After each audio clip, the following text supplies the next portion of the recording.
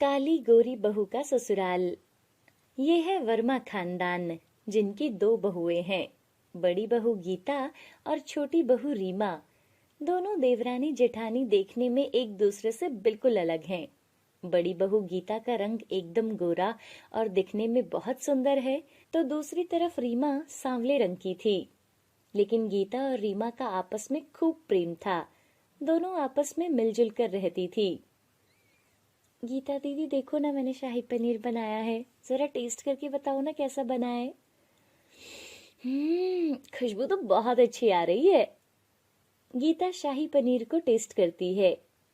अरे वाह रीमा, शाही पनीर तो तुमने बहुत टेस्टी बनाया है। बड़े बड़े होटल का शाही पनीर भी इसके सामने ना फीका पड़ जाए। देखना, आज तो पूरे वर्मा परिवार में खुशी की अलग ही रौनक होगी। सच्ची क्या दीदी? अरे हाँ हाँ, एकदम सच्ची। इस तरह कुछ दिन बीत जाते हैं और फिर आशा के पास उसकी सहेली आती है। अरे आओ कमला, कैसी हो तुम? बस आशा बहन, मैं तो ठीक हूँ, तुम बताओ। बस यहाँ भी सब बढ़िया है। अरे आशा बहन, तुमने अपने दोनों बेटों की शादी कर दी, मुझे अपनी बहुएं तो दिखाओ, कैसी हैं वो? अरे हाँ हाँ जरूर, लेकिन तुम शादी में क्यों नहीं आई? अरे बस क्या बताऊं, मेरी तबीयत इतनी ज्यादा खराब थी ना, इसलिए मुझसे आया ही नहीं गया। तभी आशा अपनी दोनों बहुओं को बुलाती है। रीमा चाय लेकर आती है। नमस्ते आंटी जी, कैसे हो आप? ये लीजिए चाय पीजिए। नमस्ते। रीमा को देखकर कमला अपना मुंह बना लेती है। गीता कहाँ है? उसे यहाँ भेजो। माँ जी, वो गीता दीदी ना नहा रही थी, मैंने उन्हें बोल दिया है, वो बस आती ही होंगी। तभी वहाँ गीता भी आती है। नमस्ते आंटी जी, कैसे हो आप? नमस्ते बेटा, नमस्ते, सदा सुखी रहो, सदा सुहागन रहो। आओ मेरे पास बैठो। अरे वाह आशा, राहुल के लिए तो तुम उसके बराबर की बहू लाई हो, बहुत अच्छी जोड़ी है दोनों की। रीमा, जाओ चाय वाले बर्तन उठाकर यहाँ से ले जाओ। जी माँ जी। आप बातें करो मम्मी जी, हम थोड़ा काम कर लेते हैं। उसके बाद गीता और रीमा वहां से चले जाते हैं। आशा बहन, बुरा ना मानो तो एक बात कहूँ? अरे हाँ हाँ, तुम चाहे दो बात कहो। तेरी बड़ी बहू तो बहुत ही सुंदर और सुशील है, लेकिन तेरी छोटी बहू ना, उसका रंग इतना काला है। अरे तूने आखिर उसे अपनी बहू कैसे बना लिया? अरे मत पूछ बहन, वो मेरे बेटे रोहित को ये पसंद आ गई थी, इसलिए मजबूरी में इससे शादी करवा दी, वरना मैं तो ये रिश्ता कभी भी नहीं लेना चाहती थी। सच में तेरी बहू को देखकर तो लोग तरह तरह की बातें बनाएंगे बहन। बस बहन, मेरी तो किस्मत ही फूट गई है ऐसी बहू पाकर। इधर रीमा को भी कमला का व्यवहार कुछ अच्छा नहीं लगा, लेकिन वो किसी से कुछ नहीं कहती। दूसरी तरफ रीमा की भर भर के बुराई करने के बाद कमला वहां से चली जाती है। आशा भी अपनी छोटी बहू रीमा को बिल्कुल पसंद नहीं करती थी। तभी आशा किचन में आती है, जहां गीता खाना बना रही थी। अरे इस रीमा को इतनी भी अक्ल नहीं है कि घर में कोई मेहमान आए तो थोड़ा बहुत मेकअप करके सामने आ जाओ। इसके काले रंग की वजह से लोग तरह तरह की बातें करते हैं, इसकी वजह से हमें कितना शर्मिंदा होना पड़ता है। माँ जी, आप ऐसे क्यों बोल रहे हो? रीमा का रंग अगर सांवला है तो इसमें गलती रीमा की नहीं बल्कि उनकी है, जिनको सांवले रंग में दिक्कत है। ऐसा बोलकर गीता वहां से चली जाती है और ऐसे ही समय बीत रहा था। गीता की स्कूल में नौकरी लग जाती है। दीदी, आप जल्दी से तैयार होकर आ जाओ, मैं नाश्ता लगाती हूँ। ओके रीमा, बस मैं आ रही हूँ, अगर तुम नहीं होती ना तो पता नहीं मेरा क्या होता। उसके बाद रीमा सबके लिए नाश्ता परोस देती है और फिर सब अपने अपने कमरे में चले जाते हैं। इस तरह दोनों देवरानी और जेठानी एक दूसरे के साथ बहनों की तरह रहती थी। ये बात आशा को बिल्कुल पसंद नहीं आती। इस काली कलूटी को तो मैं अपने घर से निकाल कर रहूंगी, लेकिन इससे पहले मुझे गीता को इसके खिलाफ करना पड़ेगा। एक सुबह रीमा खाना बनाकर नहाने जाती है। तभी वहां आशा आती है और उसके बनाए खाने में नमक डाल देती है। कुछ देर के बाद सब लोग खाना खाने लगते हैं। अरे रीमा, ये तूने कैसा खाना बनाया है? तुझे ढंग से खाना बनाना नहीं आता है क्या? माँ जी, मैंने तो खाना सही बनाया था। अच्छा, तो इसका मतलब इसे मैंने खराब किया है? हाँ हाँ, इसमें तो नमक बहुत तेज है। सॉरी रीमा। माँ जी, वो दरअसल ना गलती से मुझसे ज्यादा नमक डल गया था। मैं खाना चख रही थी तो मुझे नमक कम लगा, फिर गलती से ज्यादा नमक डल गया। हाँ हाँ, ये तुम्हारा ही काम हो सकता है, नहीं तो रीमा तो एकदम अच्छा खाना बनाती है। देख लो भाभी, भैया आपके बारे में क्या बोल रहे हैं। अच्छा जी, आपका मतलब है मुझे खाना बनाना नहीं आता? हाँ हाँ ठीक है, अब जल्दी से अपना नाश्ता खत्म करो। आशा हर वक्त रीमा को डांटने का कोई ना कोई बहाना ढूंढती रहती थी, लेकिन गीता हमेशा आकर उसे बचा लेती थी। आशा गीता को कभी कुछ नहीं कहती थी, लेकिन वो हाथ धोकर रीमा के पीछे पड़ी रहती थी। मुझे इन दोनों को अलग करना ही होगा, नहीं तो ऐसे तो गीता मुझे रीमा को घर से निकालने ही नहीं देगी। फिर एक दिन आशा गीता के पास उसके कमरे में जाती है। हाँ गई बेटी तू काम से? जी माँ जी, कुछ काम था आपको? अरे नहीं बेटा, मुझे तुझसे कुछ बात करनी थी। मैं जानती हूँ कि तू अपनी देवरानी के बारे में इतना सोचती है। आजकल कोई भी बहन अपनी बहन के बारे में इतना नहीं सोचती होगी, लेकिन रीमा। रीमा क्या माँ जी, क्या हुआ रीमा को? अरे नहीं नहीं, मुझे ऐसा नहीं कहना चाहिए, नहीं तो फिर तू बोलेगी कि मैंने तुम दोनों देवरानी जेठानी के बीच में फूट डाल दी है। नहीं माँ जी, आप मुझे बताइए क्या बात है। अरे वो रीमा तेरी देवरानी ना तुझसे बहुत चिढ़ती है। हाँ, अरे माँ जी, ऐसा नहीं है, हम दोनों बहनों में बहुत प्यार है। रीमा तो मुझसे बहुत प्यार करती है, मुझे अपनी बहन मानती है वो। हाँ, तभी तो मुझसे गुस्से में बोल रही थी कि मुझसे घर का सारा काम नहीं होता, तुम तो मुंह उठाकर काम पर चली जाती हो और सारा काम मेरे सर पर छोड़ देती हो। फिर मैंने आज सारा काम किया बेटी, पता है, बर्तन साफ सफाई सब मैंने ही किया। वो तो मुंह फुलाकर अपने कमरे में सोई रही। तू तो हमेशा उसकी साइड लेती है, उसे तो तेरे गोरे रंग से भी इतनी चिढ़ मचती है कि तू उसे फूटी आंख तक नहीं भाती। वो तो बस ऊपर से अच्छा बनने की कोशिश करती रहती है। बाकी बहू तेरी मर्जी, मुझे तो बस जो बताना था मैंने बता दिया। इतना कहकर आशा वहां से चली जाती है और गीता के मन में भी कहीं ना कहीं उसकी बातें घर कर जाती हैं। गीता रसोई में आती है और देखती है कि आज खाना नहीं बना था, तो गीता सबके लिए खाना बनाती है और खुद खाकर अपने कमरे में सो जाती है। कुछ देर के बाद रोहित आता है। रीमा चलो खाना खा लो, सबने खाना खा लिया है। आज मेरी तबीयत खराब है, गीता दीदी मेरे कमरे में भी नहीं आई, लगता है वो थक गई होंगी।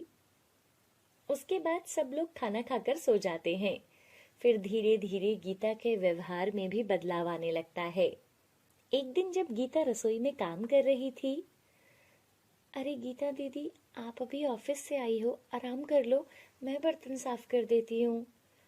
बस करो रीमा, तुम्हें ना मेरे सामने अच्छा बनने का नाटक करने की कोई जरूरत नहीं है, मुझे सब सच पता चल गया है। ये आप कैसी बातें कर रहे हो दीदी, मैं तो बस आपकी मदद के लिए बोल रही थी। रहने दो, इतनी शरीफ मत बनो तुम, मैं अपना काम खुद कर सकती हूँ। अरे, एक दिन खाना नहीं बनाया तो आप मुझे ये सब बोल रहे हो? आज से तुम्हें मेरे लिए कुछ करने की जरूरत नहीं है, मैं अपना काम खुद कर लूंगी। आशा ये सब देखकर खुश हो रही थी। वो दोनों देवरानी जेठानी के बीच में फूट डालने में कामयाब हो जाती है। उस दिन के बाद से गीता रीमा से सीधे मुंह बात तक नहीं करती थी। अब आया ना मजा। इसी मौके का फायदा उठाकर आशा रीमा के ऊपर बहुत से अत्याचार करती थी। तबीयत खराब होने पर भी रीमा को घर का सारा काम करना पड़ता था। गीता पूरा दिन ऑफिस में होती थी, वहीं आशा रीमा को पूरे दिन परेशान करती।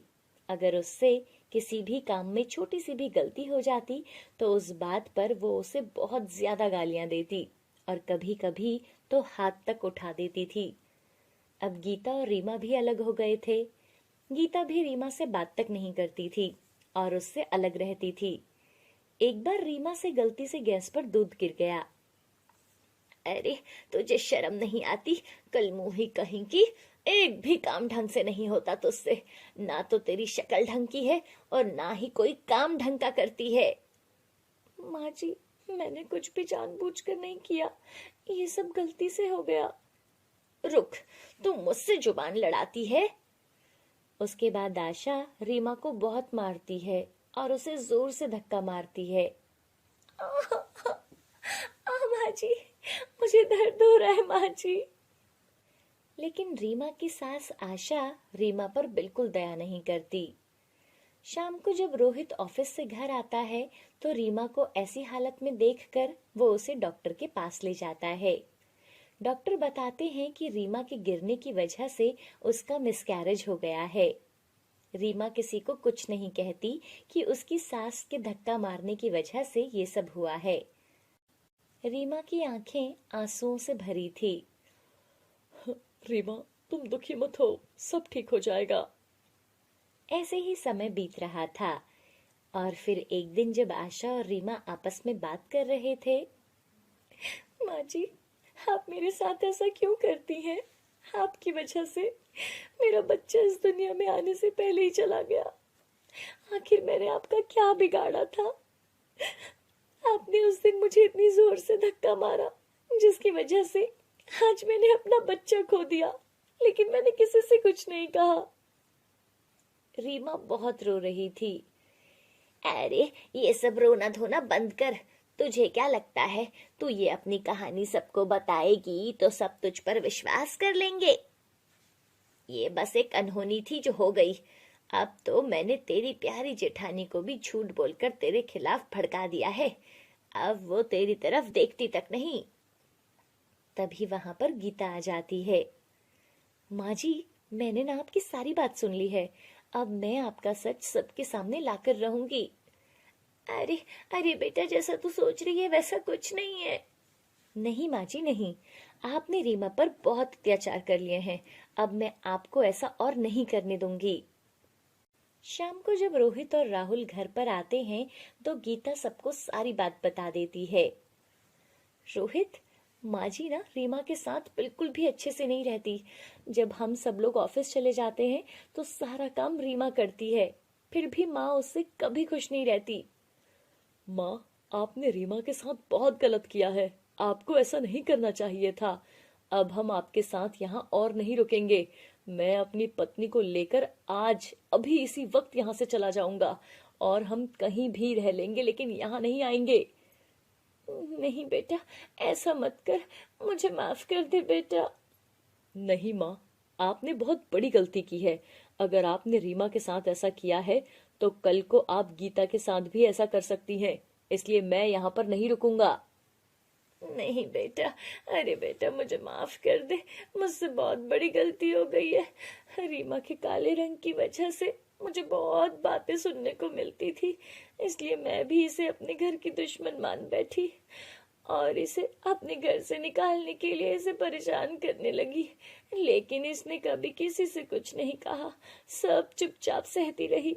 रीमा बेटी, मुझे माफ कर दे, मैं आगे से ऐसा कभी नहीं करूंगी।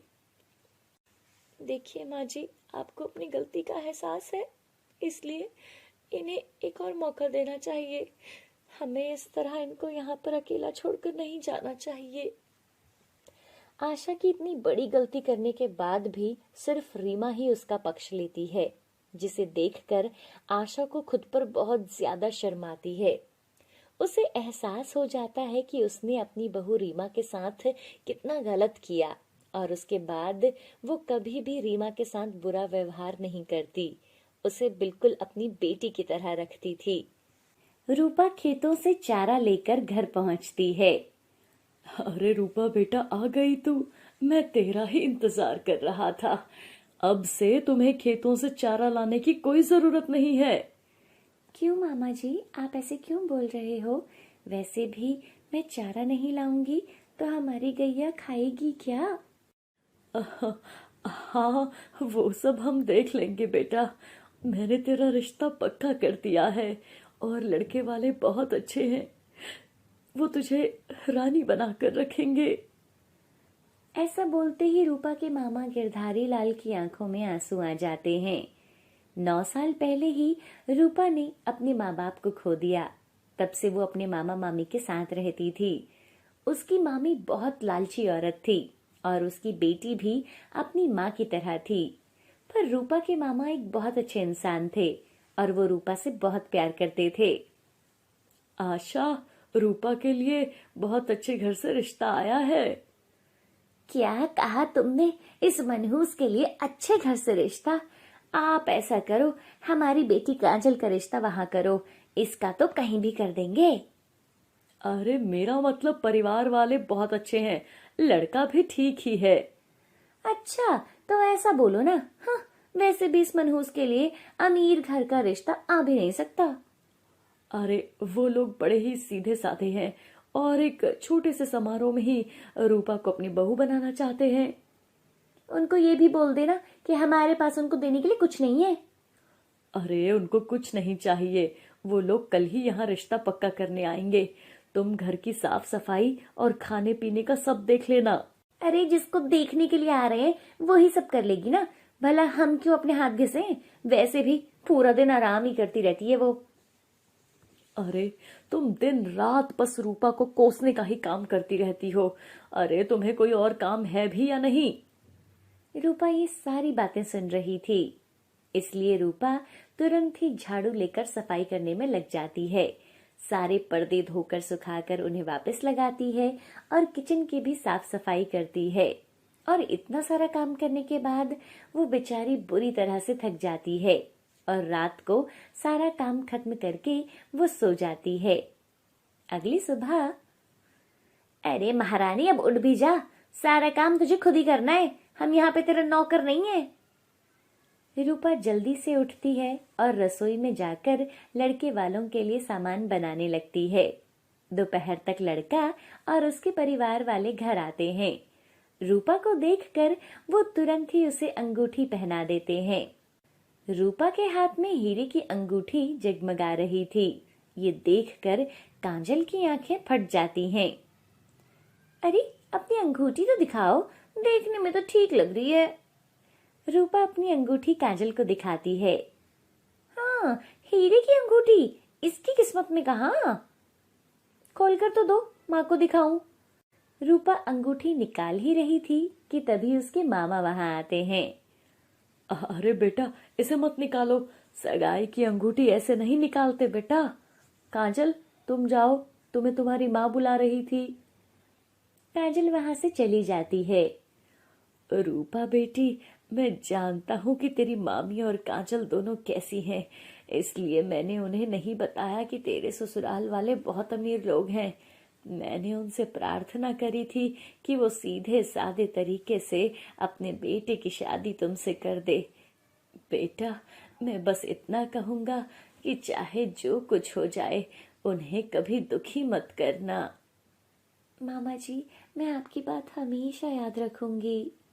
और रूपा अपने मामा के गले लगती है। फिर 10 दिन के अंदर ही रूपा की शादी नीरज से हो जाती है। रूपा जब अपने ससुराल आती है तो वो हैरान हो जाती है।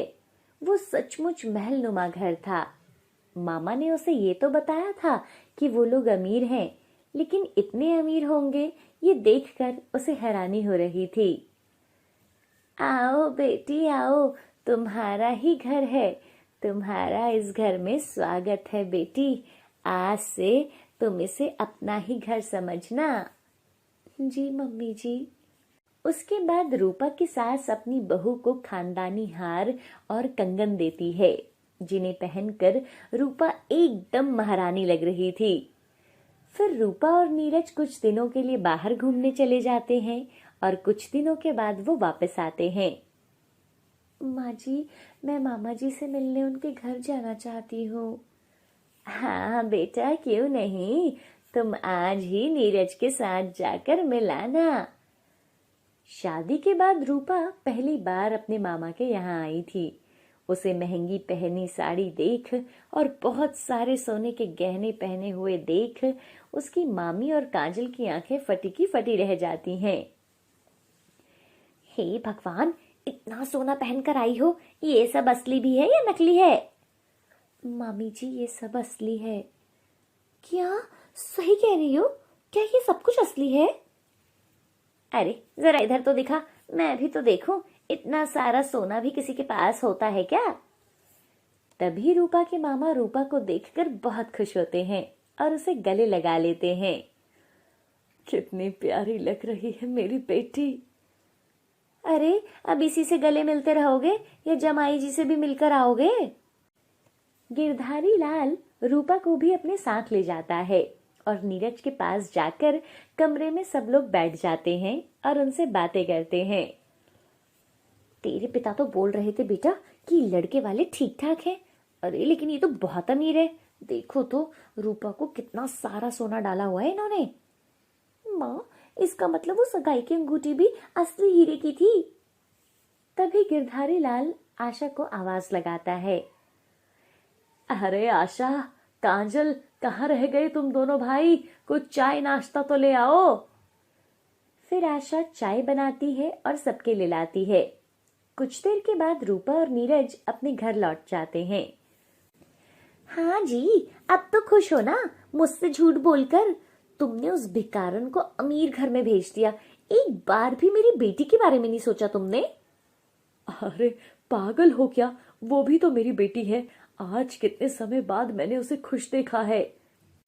हाँ हाँ, तुम्हें तो उसी की खुशियां दिखाई देती हैं। उसकी मरी हुई माँ को कसम जो दी थी तुमने, अगर एक पल के लिए भी अपनी बेटी के बारे में सोचा होता ना, तो आज उस मनहूस की जगह मेरी बेटी उस घर पे राज करती।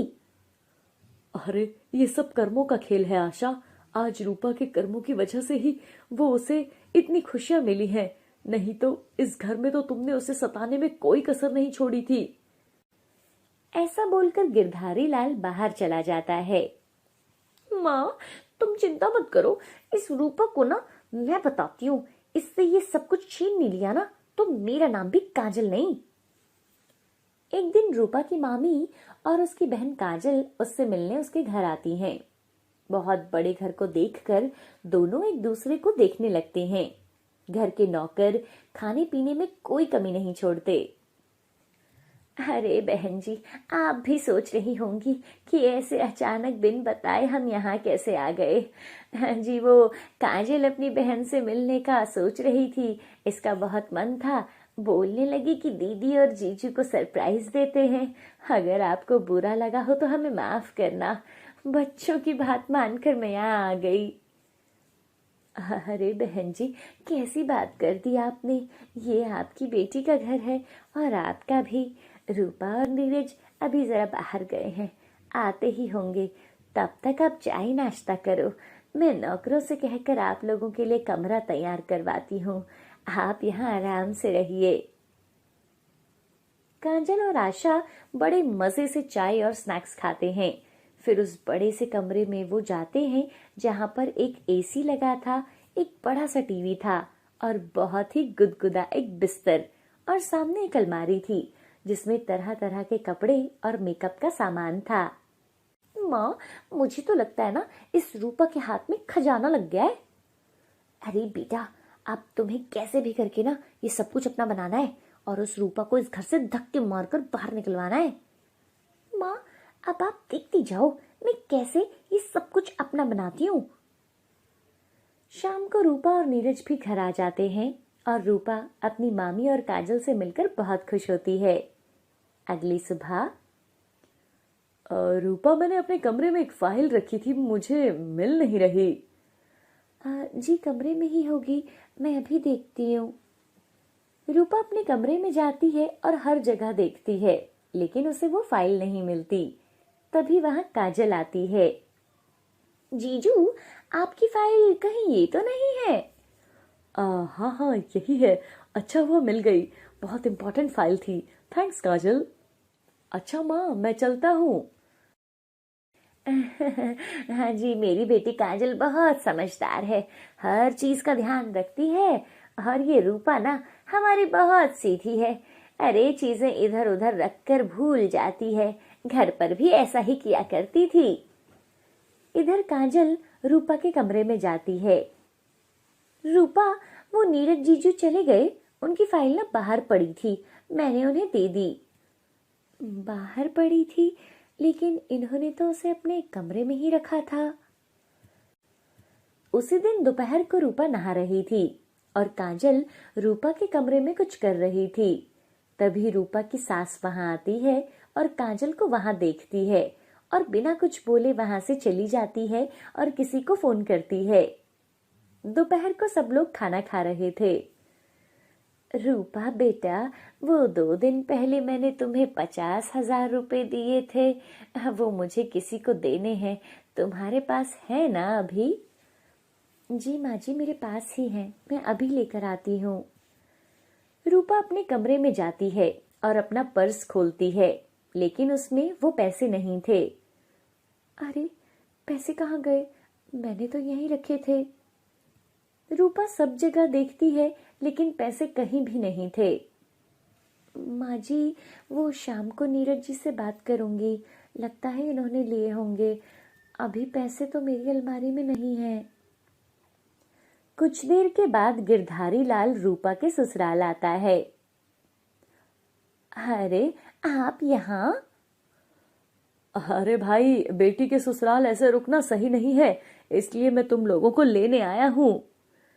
गिरधारी लाल अपनी बेटी और अपनी पत्नी को कमरे में ले जाता है और अपनी बेटी से 50,000 रुपए मांगता है। अरे पापा, मेरे पास इतने पैसे कहाँ से आएंगे? ये सब आप क्या बोल रहे हो? मैं यहाँ ऐसे नहीं आया हूँ, मुझे सावित्री जी ने फोन किया था, उन्होंने तुम्हें रूपा के पैसे चुराते हुए देखा है। अब भलाई इसी में है कि चुपचाप सारे पैसे रूपा को लौटाकर यहाँ से निकल पड़ो। काजल अपने बैग में से पैसे निकालती है और रूपा के कमरे में रख देती है। माफ करना बहन जी, मेरी एक बेटी की भूल की सजा आप मेरी रूपा बेटी को मत देना। नहीं भाई साहब, रूपा पर हमें पूरा भरोसा है, वो कभी इसे नहीं तोड़ेगी। तभी वहां रूपा आती है। मामा जी, आप यहाँ इतनी जल्दी? और आप इन्हें क्यों लेकर जा रहे हो? आप अभी तो आए थे। बेटा, वो एक जरूरी काम है और घर पर गैया भी तो है, मैं काम पर जाऊंगा और तेरी मामी उसका ध्यान रखेगी। अच्छा बेटी, अब हम चलते हैं। इधर आशा और काजल अपनी गलती पर शर्मिंदा थे, इसलिए किसी से आंखें नहीं मिला पाते और चुपचाप वहां से लौट जाते हैं। शाम को रूपा को वो पैसे अपने दूसरे पर्स में मिलते हैं और वो पैसे लेकर अपनी सास के पास जाती है। माँ जी, ये लो पैसे, मैंने ना गलती से दूसरे पर्स में रख दिए थे। कोई बात नहीं बेटी, अब तुम इसे रख लो, मुझे इसकी जरूरत नहीं है। अब रूपा खुशी खुशी अपने ससुराल में रहने लगती है।